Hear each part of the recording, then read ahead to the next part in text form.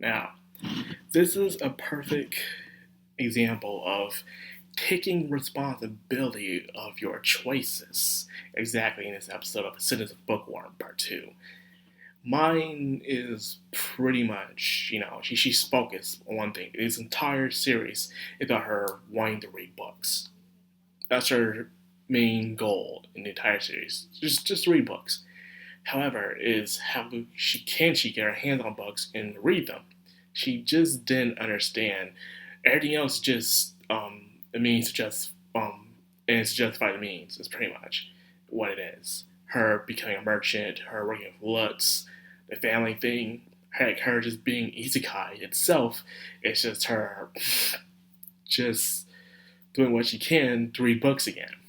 That's all she cares about. But you already know that. I already know that. Unless you just clicked on this video for no freaking reason. But I welcome you. Anyways, she begins to neglect everything else when she finally reaches her goal, which is very irresponsible. Yes, you could say she's a kid, but yet again, she's technically an adult. But she probably never had this kind of responsibility thrown onto her at all. Mine is a very smart person in a way. Even if she was in her own world, she still had good merchant ideas on how to do deals and to work within marketing. She would be great here in the world of marketing, if you ask me. She knows how to bring people along. She's smart, collective, but she sometimes is too focused. It's good to be a person that's like a straight arrow where you focus on things. But however, one of the downsides of being that kind of person is that you forget about your surroundings and everything else around you, which is bad. So you have this main goal, you see the goal, you're waiting there, and all of a sudden you trip. Why did I trip? What happened? You don't know because you're too focused until it's too late. And that's exactly what happened here. She's given 3 retainers, 3 servants, Fran, Delia, and Gil. Fran, of course, being the more mature one, Delia working for one of the slimy head priests, and Gil just finally having his own master. So, of course, everyone else is kind of mad or jealous of her because it's like she's working this within the favor of the church. So, of course, most of the servants and other workers there will despise mine. She has something to prove. They just see this little girl coming here doing something that they wish they could do, or at least, or their prideful wish that someone who's more experienced. Mine is not experiencing this, and because of this, she shows it. She even shows how she doesn't care.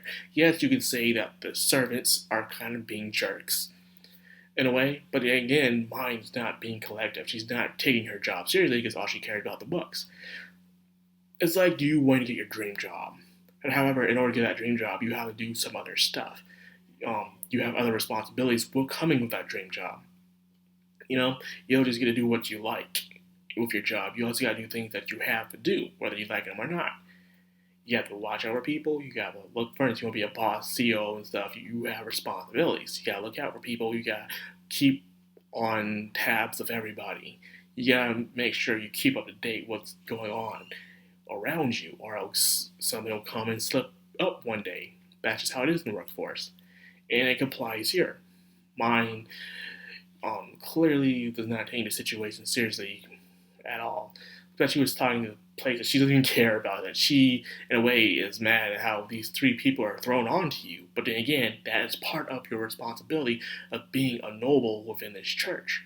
Yes, you did it so you can live. You did it so you can read books. But have you ever noticed that so far in the series, everything's been in a way kind of going Mind's way when it comes to this, where she won't make compromises when it comes to her family and friends in the books, where some nobles have to do things a certain way, but she had to make a compromise in order, okay, she made compromises after all, yes, to do things a certain way. And because of that, she didn't want to become a concubine, she didn't want to become some other stuff. She just wanted to keep things where she can come back with her family on when her work is done and where things can go her way. So she's used to having that until finally it's not going her way. So she gets frustrated. As you can clearly see when she's reading the books and people are trying to interrupt her, and she showed her little mana.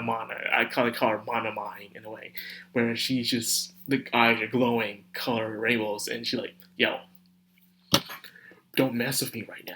I am fucking reading. And that's exactly what's going on. She herself was so focused into it. She wanted no one messing with her.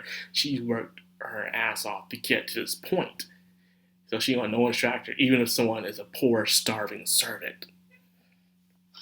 Delia is a girl who wants to keep herself reach the top so she can live a comfortable life. Um, Fran is a guy who wishes to have pride in the job he does, and so he wishes to work for a good master, even if the he felt kind of he was just tossed aside from his former master to work for mine, so he's kind of upset about it. While Gil wishes to have a good, reliable master, but however, he's given someone who's probably might be I think he's older than her or not, I can't remember, and he's kind of upset, knowing that despite how angry he acts, he's still just a kid. He is hungry. You saw at the end of his episode, man, where he was out there where he wanted to get food, but he's not allowed to get food, apparently. He has to have his master present there for him to get food, or his master gives him food. So, God knows how long this kid's been starving. It's because Mai's been being selfish. All she cares about the book. She's completely neglecting. All the other guys, Fran can get food, Dilly gets food from her head priest, but Gil, poor Gil, is out there starving, man. He's just acting aggressive because that's just his personality. But I kind of feel sorry for Gil. Actually, no, I don't just kind of. I do feel sorry for him. It's just this little kid who probably was given a rotten life, and now he's giving it to this. He's probably seen her as a spoiled brat, and now he can't even eat because of her. He can't eat without her. So imagine going through that as Gil, in a way. It's really upsetting. And I'm like, oh my god, poor Gil. But he will kind of go over the edge, but it is up to Mine. And Mine realized this when she saw how Lutz was doing things. Where I do on the Mine side when it comes to things where how she's supposed to know things that no one's ever told her or she hasn't yet researched because, she just became a noble. You gotta tell these people things. Like when she was wearing the noble blue robe out in the town, you're not supposed to do that because you get kidnapped. Or you have your retainers follow you and do other things. Or when you say you can drop something off or have a meeting when you're free, which apparently means immediately for some reason. Like, whenever free don't mean immediately. It just means whenever the hell I'm free. Okay? But you can't just come out to someone's house on certain notice. You gotta set a meeting, that's the professional way, which is understandable. But still, I do admit. But then again, Mine doesn't bother asking questions. That's another thing that she doesn't do. She doesn't bother trying to really get to know her working environment whatsoever. All she cared about was the books, and because of that, she started screwing up all over the place. And all she did was complain. Where Lutz, however, was trying his best, but he knows he can't do it himself. So therefore, he is asking questions. He is trying to understand more about his work environment, which is what you call the model worker, the model employee. Someone, okay, you're not going to know everything about your workplace. No matter how much you research things happen. Situations you cannot study or train for. It just happens. And you've got to ask questions for someone who's more experienced and see what to go from there. Heck, even the meeting with Benno and the head priest was pretty interesting. How you could see some of the slang where apparently they thought that Benno saw Mine probably as a lover or something like that. And then again, age gap relationships are common than some places even now. And most people, of course, will be disgusted by this, which is understandable, determined by your culture and the environment you live in. But some places it's completely natural and stuff. And I don't say I agree with it, but again, there's this giant respect the culture until you don't like something about it kind of thing that's going on lately. But in the episode, she's just now taking it seriously after seeing the perspective. Like, you can see through Fran's situation. Fran was oblivious of how sick Mine was. Even the head priest was oblivious of how sick Mine was, where she just collapsed and he's like, get up, you're disgracing yourself. And like, there's a child on the floor who collapsed on the freaking floor. Have some common decency, man. This is our world.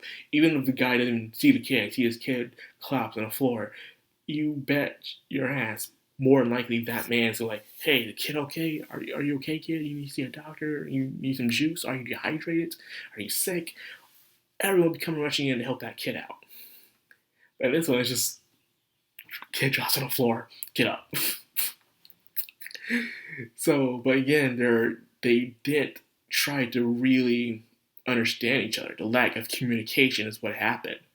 You know, they both wanted something directly out of each other. Mine wanted books directly out of the church and being a noble, while the head priest wanted Mine's intelligence and her skills out of each other. But none of them got to truly know each other or ask questions about each other because of this. These situations happen, which is not good. So, ladies and gentlemen, moral of this story, of this episode, is responsibility.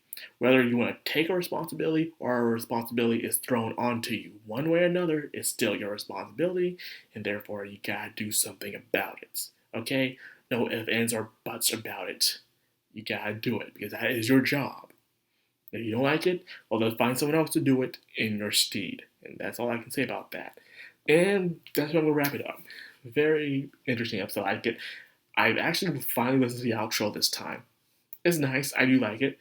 But I like the first outro better. You know, I felt some sort of sad meaning to it, like a nice lullaby. But at the same time, it had this, I can sense the sadness within it, you know, especially my theory that that's the original mind saying goodbye, going on to the next life. Just a theory. So that's all I got for you. I hope you guys enjoyed it. If you did, like, comment, subscribe, and of course, hit that bell icon. This has been Madcrownxox on anime. Signing out.